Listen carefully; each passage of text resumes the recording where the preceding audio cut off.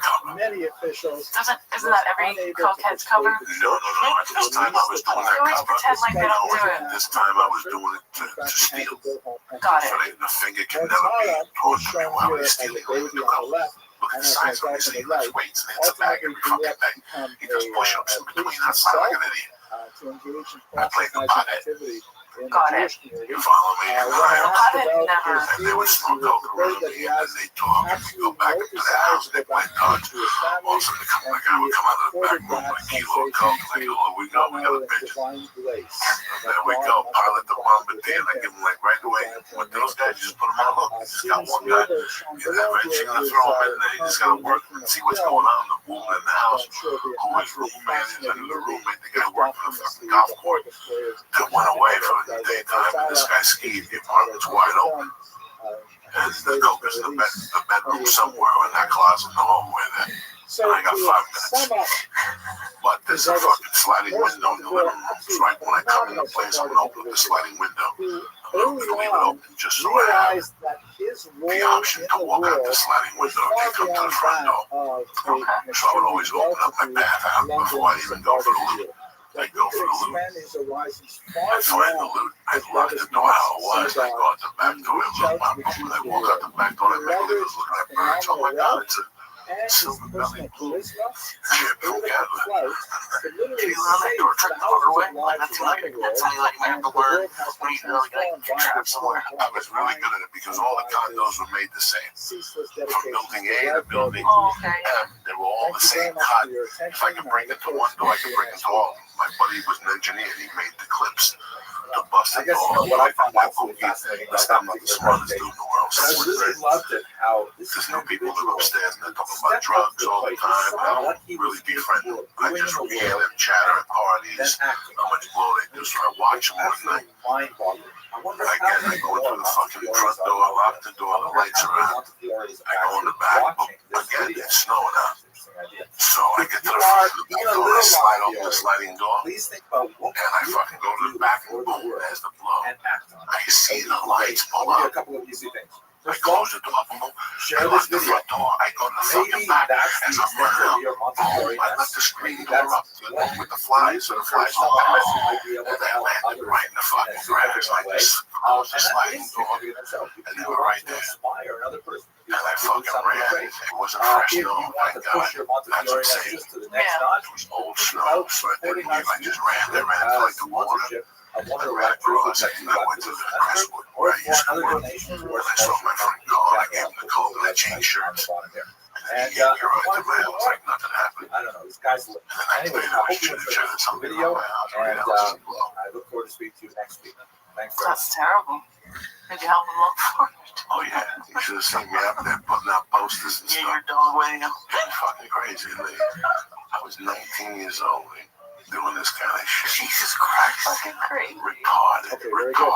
That's the thing. It's not like you were in Jersey where you had friends and you could come up with schemes. You were out there by yourself. Just like, oh my God, getting stoned and thinking of weird criminal shit you can do. Okay, so now I go back to fucking New Jersey. I end up living in a playground. I don't do blow for 6 months. I go back to Jersey. I fuck up completely. I live in Jersey till 85. And I moved to Boulder. I got a little loop run away. Not necessarily kosher in all respects, but this is not a sermon or a Russia. This is a brief history class, so we're going to look at works and all, so to speak. Let us begin with a thank you to Lieutenant Richard F. Moreno, who has sponsored many lectures, more than one in this particular semester. And his lecture is memory of Father Frank Moreno, who is on Pablo Igual Railroad in Spain, whose family history was much material that we're discussing. So we're very grateful to Lieutenant Moreno for his support of our students and of this particular series.